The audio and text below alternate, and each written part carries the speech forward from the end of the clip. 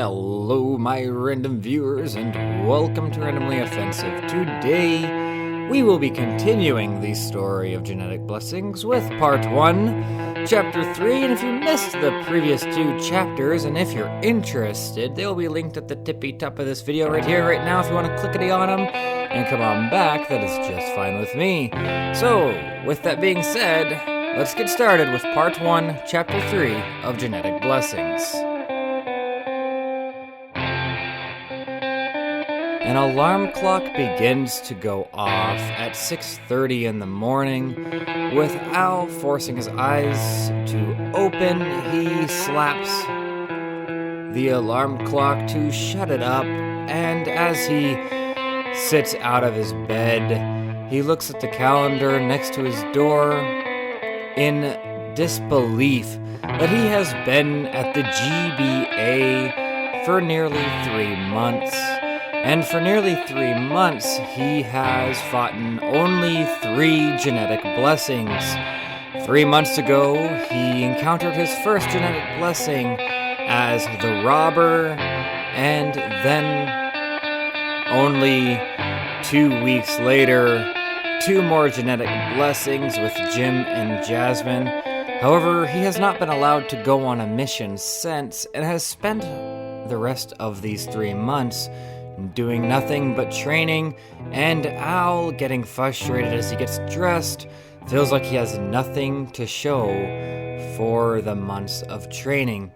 And even though he can hit his target now with the cables, he still misses more often than not, and he just feels like he has no control over the damn cables. While also being flooded with information about the other genetic blessing types and threat levels, he feels like this was the biggest mistake that anyone has ever made, recruiting him into the GBA. However, he forces his negative thoughts in the back of his head, and he goes to the kitchen to grab a breakfast, and he decides to look into what's in the freezer, and all he sees is nothing but solid ice packs and ice bags. And as he's rummaging through all of the ice, Al is trying to figure out if the freezer is for food or just ice and ice alone. And he shuts the freezer, frustrated that he couldn't find just an easy, quick breakfast, and heads back to the training grounds. Well, here it goes. Another day, says Al as he walks into the training grounds. However, almost immediately, he sees the chief waving him into the office, and so Al walks into the office and sees Jasmine, Jim, and Jake all sitting at the table. And this interests Al because he has not seen the 3 of them in quite a long time, for they are always out consistently taking on genetic blessings, and they all seem quite exhausted and very, very tired. And as Al sits down, he gives a quirky smile to Jasmine, and she returns it with another quirky smile as the chief begins to pour himself a glass of whiskey and tops it off with some ice. Al just looks at the chief. It's like only at 7 o'clock. Are you sure that's a good idea? Says Al. And the chief looks back at him, taking a sip of his whiskey. The problem is it's already 7 o'clock, and yes, it's a very good idea, responds the chief. Oh, it seems like we have some serious topics to discuss. Is that right, Jasmine? He says to Jasmine, and Jasmine nods her head, with Jim quickly leaning in forward in his chair.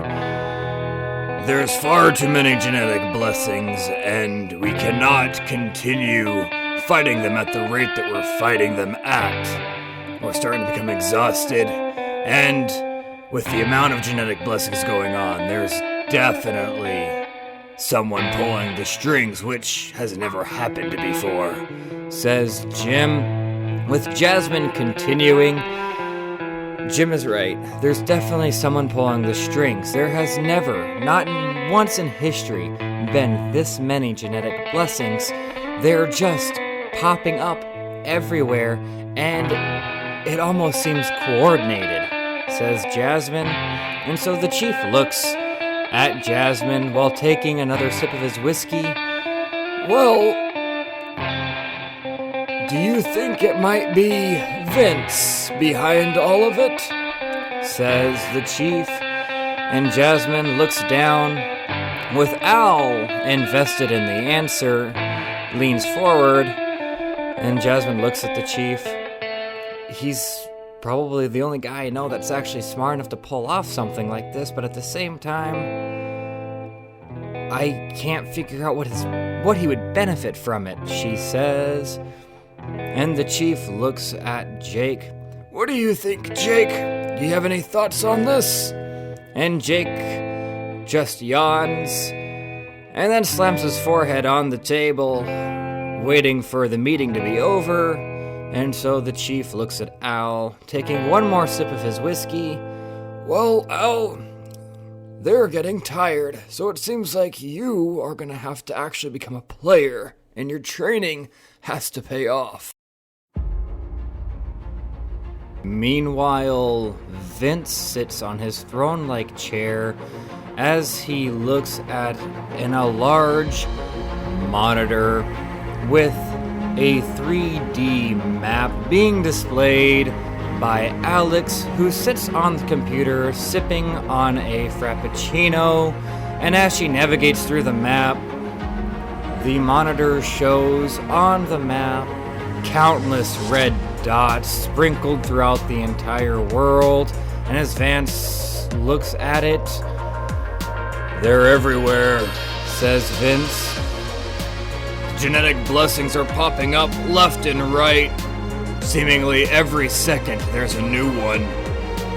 And I can't help but wonder if he is a part of it, says Vince. And Alex looks at him, still drinking her Frappuccino. If he is a part of it, if he is the cause of this,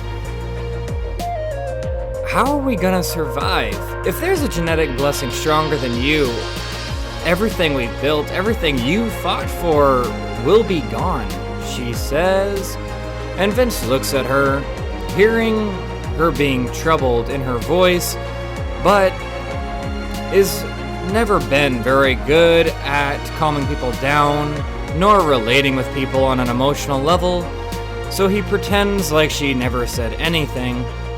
I believe it's time, Alex, to go forth with our plan. I believe it is time to recruit the GBA, he says as he stands up from his throne-like chair and starts lighting up a cigarette. As he inhales the smoke, Alex looks at him, visibly worried, and as he looks at her, he wishes that he could relate with people on an emotional level. He wishes he knew what he could say when someone seems distressed, but he never could, which is why it never worked with him and Jasmine. And so he inhales the smoke in his cigar even more aggressively, and as he exhales a large cloud of smoke, Alex continues looking at him. Do you really think that this is a good idea? I know we've been planning it for a long time. It's just Jasmine is your ex-wife, and one of the current members of the GBA is her current boyfriend. I just, how are you going to make that partnership work? How are you going to do that, she says. And Vince just starts walking away as he responds to her. This is far bigger than me having to deal with my ex and her boyfriend, Alex. That's middle school stuff. This is far more important. We have to get the genetic blessings under control, and we must stop him, he says. And so Alex nods her head, and they begin packing 2 duffel bags full of gear, electronics, and equipment with some clothes and toiletries. And as they are walking out to a very fancy car, they throw the bags in, and as the 2 of them sit in the car with Vince in the driver's seat, Alex looks at Vince one more time. "Are you sure you're going to be able to actually have a partnership with Jasmine and Al?" says Alex. And Vince looks at her, looking annoyed. "I have no limits, Alex. I'm capable of doing anything. And like I said before, getting along with my ex and her boyfriend is middle school stuff. We're talking about much higher stakes than that," he says as he puts the car in ignition, pops it in drive, and they head off to the GBA. Meanwhile, Al is continuing his training in the training grounds with Jim. However, there is no Jake with a thumbtack or a Swiss pocket army knife, just Jim and Al, as Jim yells at Al, "Alrighty, you're going up against a consumption type. What's their weakness and what do you do?" he says to Al. And so Al begins spinning the spear at a very fast rate. Their weakness is overconsumption. It's simple. You hit them with the cables and they do the rest, he says as he hoists the rod in the air at the exact same time of him firing the cables. And with the rod spinning, it causes the cables to twist into each other. With the force of the rod being thrown backwards and up, it creates an angle that turns the loose cables into a solid straight rod as the cables shoot right into Al's target. Though he doesn't hit a bullseye or any oppressive mark on the target, he hits the target, and Jim looks at him. "Very good. Now, you're going up against an aggressive type. What's their weakness and what do you do?" And Al looks at him. "The aggressive type, that's simple. You hit this button here. Their weakness is electricity," he says as he hits a bottom button on the spear, and the spear becomes electric. "After that, you just stab them or smack them until they're down," he says. And Jim looks at him. "Okay, what about a mentalist type?" he says. And Al looks at him. "A mentalist type's weakness is sound. If you can use the rod, this button here makes a loud whistling sound. However, you just whistling or yelling or making loud noises could actually cause him to self-destruct," says Al. Jim, looking at Al, is frustrated. "I didn't ask you how to take him out without the rod. I asked you how to take him out with the rod." And Al looks at Jim. No, you didn't. You just asked me what their weaknesses are and what I do. And that is what I do. I'd probably scream at the top of my lungs and see what happens," says Al. With Jim getting frustrated, staring at Al, thinking he's being a smart aleck, Jasmine is somewhat giggling, and the chief is listening in with a big smile. "I think we made a very good choice in Al, Jasmine," says the chief, and Jasmine nods her head happily. So then Jim continues. "Alright, what about a guardian type? What's a guardian type's weakness?" says Jim, and Al then hits a button on the spear, and the spear becomes iced and frosted. A guardian's type is the cold. If you manage to get them with cold, well, then that'll do the rest, wouldn't it?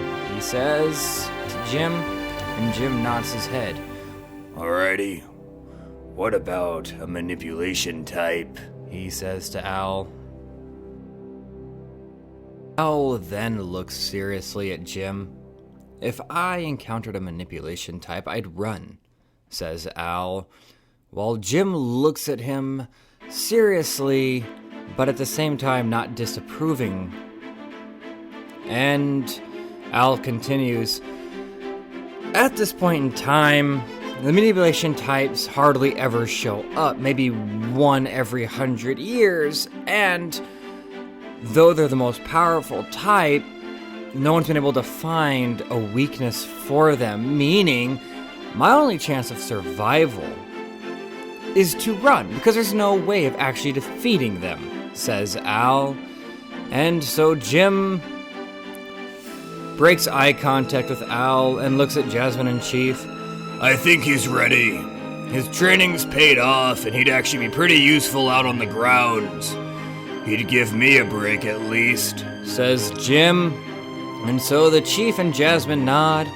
Alrighty, well, says Jasmine, we'll start tomorrow. We'll get you on your first mission, and we'll see how well you do. And Al gives her a thumbs up.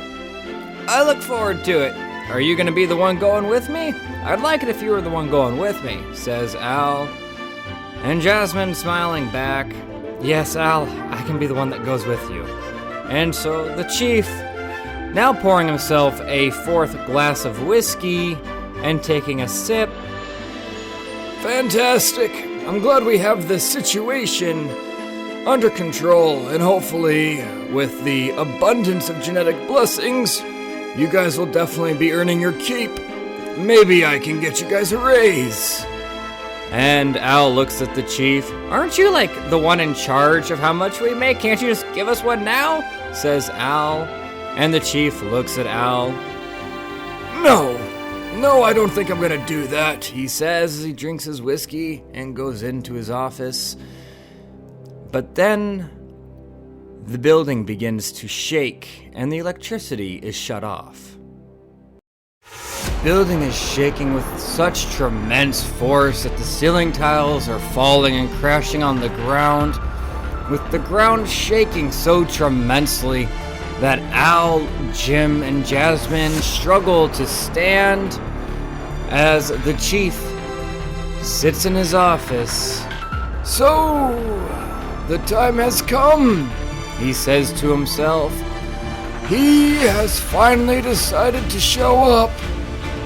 I'm shocked he hasn't done it sooner, says the Chief, as Vince stands in the warehouse disguise of the GBA, punching the ground with such an amount of force that the entire foundation shakes beneath his very fist. And he looks at Alex. Well, Alex, I believe it is time, he says. So Alex hits a button, turning the electricity on, but only to the elevator, and as he walks in, he looks back to Alex. Now, when I tell you when, you shut off every single spear. You got me, Alex. You must do it exactly when I tell you. And Alex nods, hits a button on her computer, and the elevator door closes. And knowing that he is about to be in for a battle, Vince slowly takes off his cufflinks and then takes off his blazer suit jacket with his vest and folds them nicely in the corner of the elevator. And when the elevator door opens behind Vince, there stands Jasmine, Jim, and Alex. And Vince walks out with such a confidence about himself and such a demeanor. It strikes fear into Al, Jasmine, and Jim. And without a second thought, Jim grabs Jasmine and Al and throws them behind him. Get the hell out of here now, he says, assuming that Vince has been here to harm them. And so Jasmine and Al have no questions and leave immediately, with Jim standing before Vince. Well, my old friend, it's been a while, says Vince. How are you doing? And Jim just stares at him. You are not gonna tear us apart again. You are not gonna harm my family a second time, says Jim as he grabs a spear and hits a button that causes the spear to frost and ice over. Do it now, Alex, says Vince.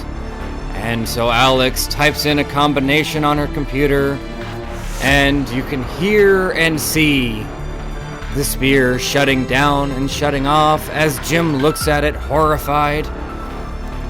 The hell? You shut off the spear! You shut down my fucking spear! Says Jim. That's right, Jim, responds Vince. There is no weapons you can use. There is nothing you can do to harm me.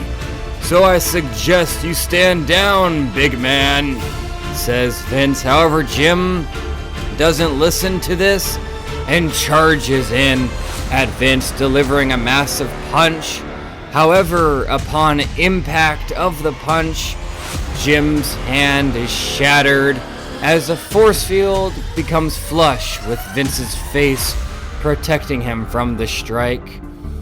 Jim, you've always been a protector. You've always been the guardian. But I'm telling you now, stand down, says Vince. I will never stand down. I will not allow you to do this to us again, says Jim. And Vince looks at him and gently puts his hand on the chest of Jim, with a ball of his force field forming between Jim's chest and Vince's palm. This isn't going to kill you, but it's going to hurt like hell, says Vince. Meanwhile, Jasmine and Al are running to try to find the exit, but at the same time trying to find Jake, and the two are arguing back and forth. Who the hell was that? Screams Al, and she looks back at him. It was Vince. That was Vince, and if he's here, it's bad news, she says. And Al just looks at her. That guy's your ex-husband. I could see why you're into him. He's very handsome, very intimidating, he says. And Jasmine looks at him, angry and frustrated that he is not taking seemingly anything seriously. Does this really look like a good time to joke right now, Al? She says. And Al looks at her. Look, we can't leave Jim or Jake or the chief. We can't just get out of here. So, my spear's not working, he says, seemingly cutting himself off, and she looks at it. Yeah, it seems like he somehow managed to shut down everything, including the spears, and I don't know how. She says, well, what type is he? Says Al. He's a guardian type, she says, and so Al looks at her. His weakness is the cold, right? He says as he throws her back the spear, now looking more confident and more serious than Al normally looks. Go help Jim, he says to her. That thing may not work, but you can still use it as a bat. So, go help Jim, and I'll be back. What are you doing? She responds. I'm heading to the kitchen, and then I'm going to defeat a genetic blessing, says Al. Jasmine, watching Al walk away, decides to trust him and heads back to the training grounds where Jim had decided to take on Vince single-handedly. And when she walks into the training ground, she sees Jim lying on the ground, with Jake now in the training grounds, leaning over Jim's body in tears. And then Jasmine looks panically at Vince as he lights up a cigarette. Don't worry, Jasmine. I did not kill your dear friend Jim, he says, with Jake just looking up, crying. Vince looks at Jake. Just check his pulse, you idiot. He's not dead, says Vince.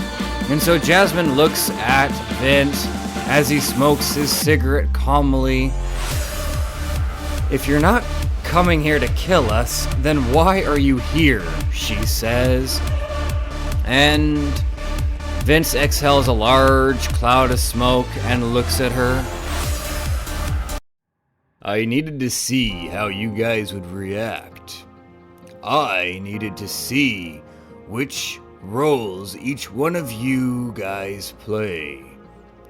Jim, like always, plays the beautiful guardian, the protector that'll keep his family safe at all cost. Jake still plays the idiot, and, well, that just leaves you and Al. You're the leader, at least that's how it used to be. You don't seem much of a leader now," says Vince as he smokes a cigar and now walking around circling Jasmine. "And Al, what role does Al play?" Says Vince. And Jasmine, getting her spear ready, but not the way it's supposed to be used, but like a bat, just like Al suggested, swings it at Vince, with it connecting to the side of his skull. But of course, his force field that protects him from any arm becomes flush against his skull, protecting him from the impact. As he looks at Jasmine, Jasmine stares back. "I'll show you what roles we play, if that's what you want to know," she says, as she goes to swing another time. But Vince grabs her by the throat and picks her up. "I think I got it figured out," he says. "Al is going to come back for you, and the second he does, he'll see me holding you by the throat," he says as he slowly squeezes the throat of Jasmine. "And the second he does something, what he does will tell me who he is as a man and what roles you guys play." And then he feels a strike across his face, but he actually feels it along with the pain. The force field had not protected him, and he flies down to the ground, dropping Jasmine. And shocked, he runs his finger across his cheek, feeling the pain. And curious, he looks at Al and quickly begins to laugh. Are you serious? Are you serious? He says as Al stands there, completely covered with ice blocks, ice packs, ice cubes, and frozen peas wrapped and taped to his entire body. "Oh yeah, I'm serious. Your weakness is cold, and there's like tons of ice blocks and ice cubes and frozen shit in the freezer. It seems like a good idea," he says, "but I'm gonna have to ask you to step away from Jasmine and my friends," Al says to Vince, and so Vince rises. "Well, if you don't mind fighting me while you look like an idiot, then bring it on. This might actually be fun," he says. And so Al charges him, throwing jabs, right hooks, left hooks, and elbows, making sure that every strike he throws, one of the ice blocks is what connects to Vince. And Vince, knowing that his force field would not protect him, blocks it as he rope-a-dopes and dodges and blocks it with his forearms. And he is amazed at the fact that Al is capable of dodging his own strikes. And so the two engage in hand-to-hand combat while Vince feels the impact to his stomach and his ribcage. He feels the impact to his face, and so Vince blocks one of the strikes with his forearms, and then counters with a roundhouse kick, delivering it directly to Vince's stomach. However, when he connects, he hits a bag of ice cubes that is taped to the stomach of Al, meaning every strike that Vince throws is causing him more pain. And so Vince stands and starts forming his force field into projectiles as he shoots them at Al, and the ice packs are not protecting him anymore.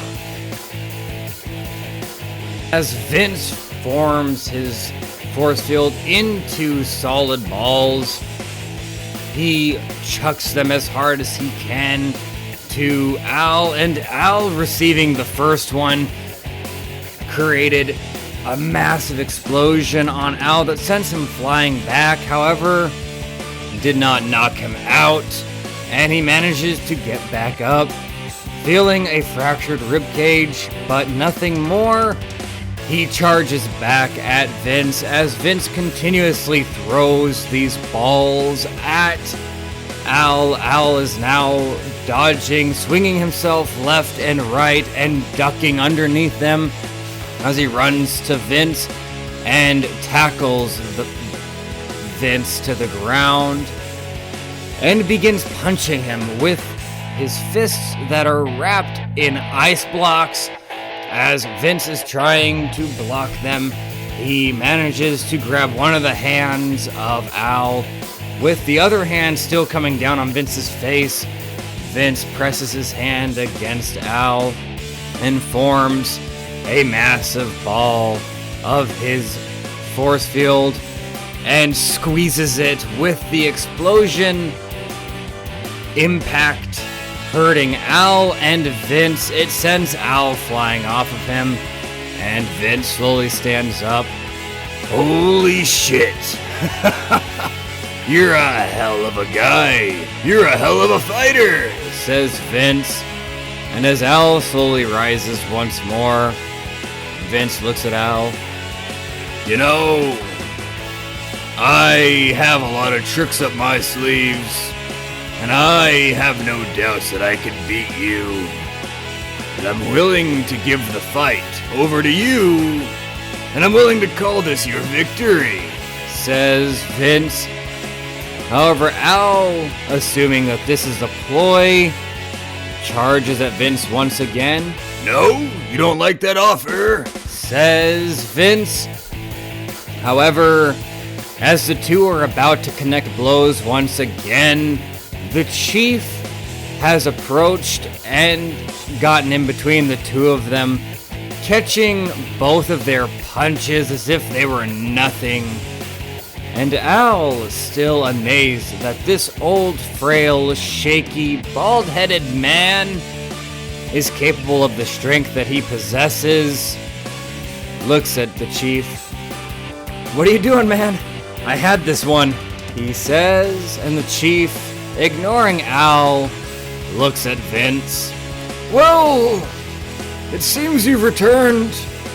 How about we go into the office and discuss why, if you're done destroying my place?"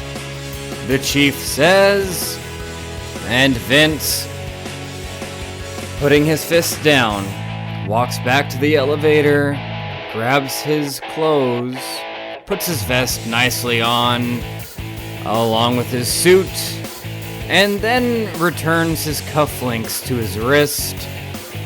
"I would like nothing more, old man. Let's discuss." With Jasmine standing there. "What do you mean, discuss? I don't think this is a good idea. What are you doing, Chief?" she says. And the Chief, looking at Vince, responds to Jasmine. "Vince is powerful, but he's not an idiot. He would never try to take me on. Would you, Vince?" And as Vince looks at the Chief, "Not yet, old man. I'm not dumb enough to take you on yet." And so, the Chief helps up Jim as Jim slowly wakes, and Jasmine wraps the hand of Jim And Vince puts a finger on his headphone. All right, Alex. It was successful. We've done it. Come on in.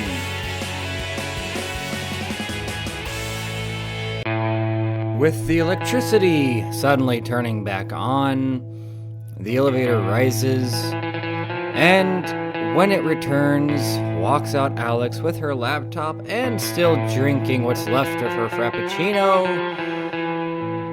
She walks up to Vince. So what now? She says, as Jasmine looks at Alex, not recognizing who she is, not knowing who she is. Al and Jim still standing there confused, with Jake hugging Jim, happy he's okay. The chief waves them all into the office as they walk through the rubble. And they all take a seat, with Vince sitting at one of the heads of the table, assuming his place.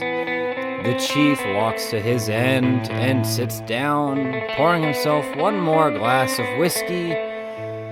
Well, Vince, I'm assuming you are here because of the uproar and genetic blessings, are you? Says the chief. And Vince nods his head as he's patting his suit jacket, looking for his smokes. Alex quickly reaches into a bag and pulls out a pack of cigarettes, handing it to Vince. And Vince pulls out the cigarette, puts it in his mouth, and then continues patting his jacket, looking for a lighter. As Alex pulls out a lighter and hands it to him, he lights up the cigarette and inhales the smoke, and then exhales. Well, it's simple. I need to recruit the GBA, or be a recruit on the GBA. These genetic blessings are becoming a problem, and they need to be eradicated. Says Vince, with Jasmine slamming her hand on the table. What do you mean, eradicated? You left the GBA because you thought eradicating genetic blessings was wrong. This is literally all your fault. She screams at Vince. However, Vince looks at her calmly. I'm willing to take the blame where the blame is due. However, I know of every genetic blessing. I know the organizations they work for, and I have countless connections with the underground. And with my help, we can get this in control, says Vince, with Alex sitting by his side. Al looking at Vince. And if I'm being honest, how do we know you're being honest? How do we know that you aren't gonna stab us in the back? That this isn't some kind of ploy to defeat us, says Al. And Vince looks at Al. You don't even know who I am. You know hardly anything about me. But I know you, says Jim to Vince. I know you very well. I know you betrayed us once before, and you killed one of my friends, says Jim, with a tear that he's trying to hold back. And the chief then puts his hand out. I'm gonna need all of you to calm down, he says. Vince, is there a bigger threat besides the genetic blessings? Is there someone pulling the strings that's causing these genetic blessings to appear at an unprecedented rate? And Vince, inhaling his cigarette and exhaling the smoke once more. There is, though I cannot tell you the name.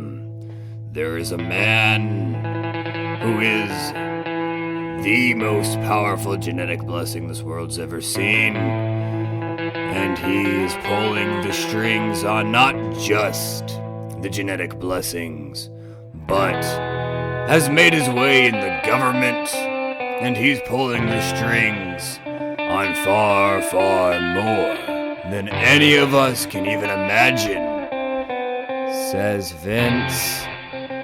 And they all sit quietly,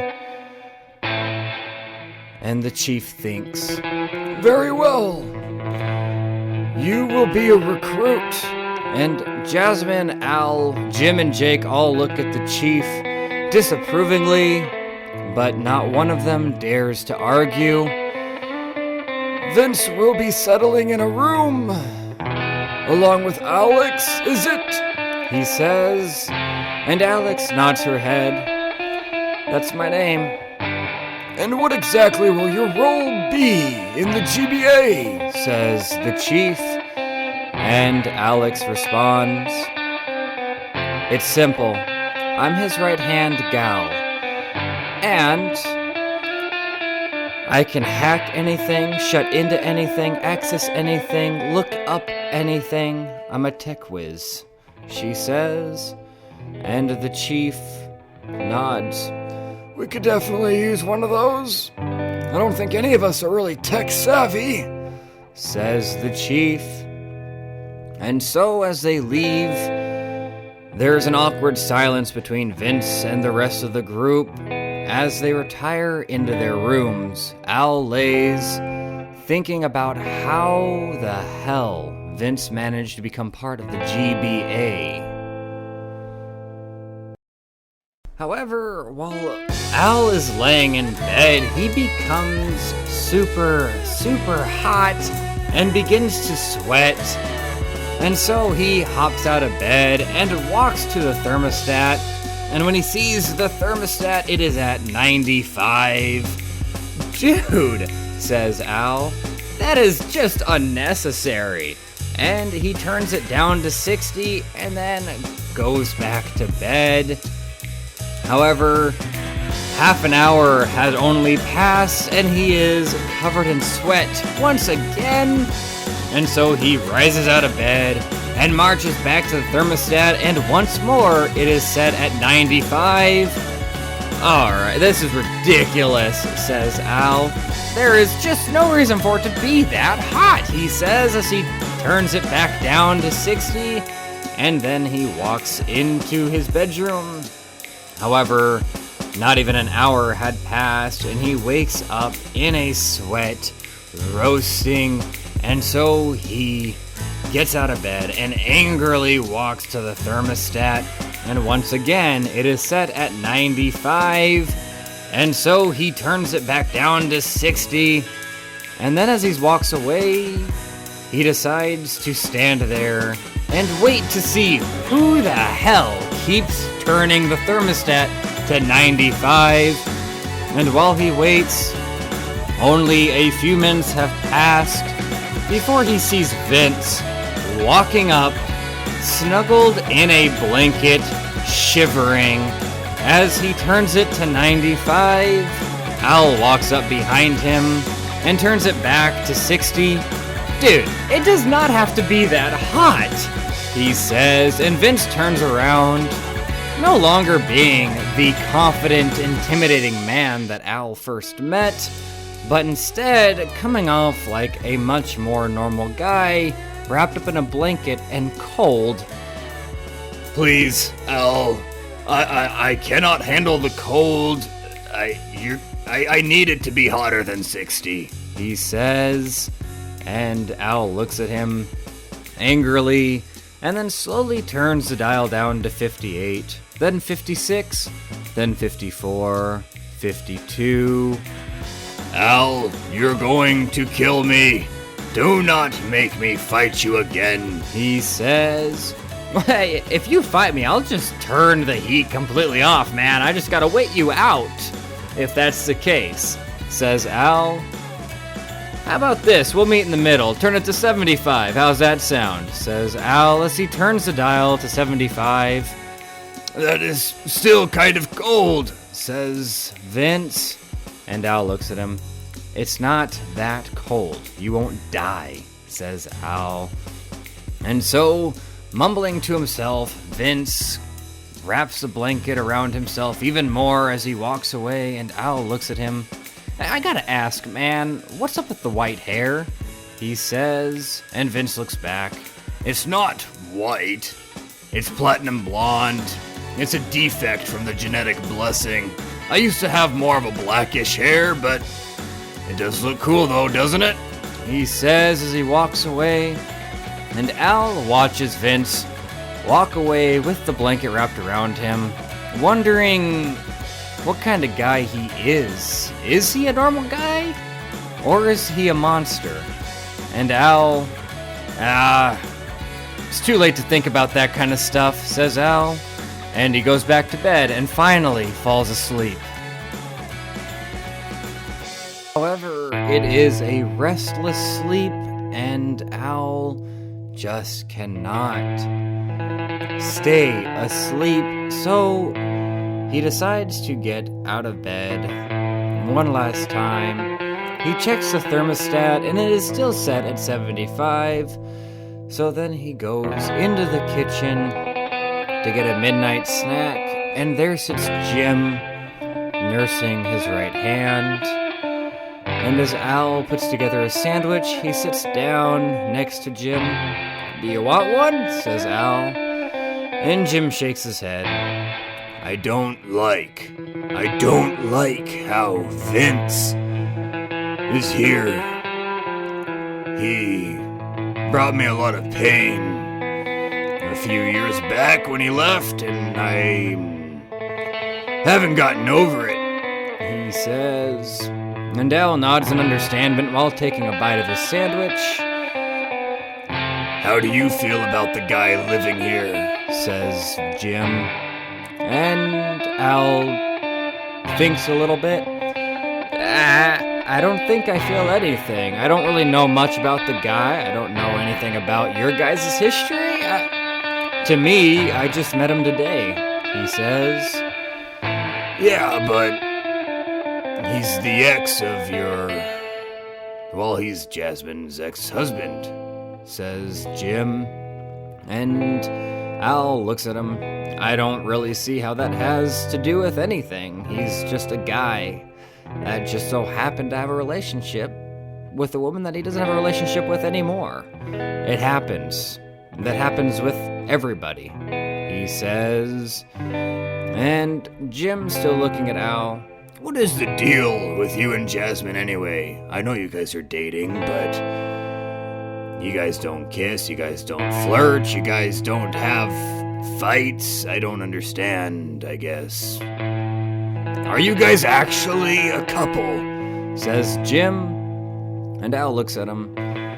Well, I mean, a steady relationship is more of a friendship, more of a partnership than anything. I mean, we don't feel the need to always flirt or kiss. We most certainly don't feel the need to fight.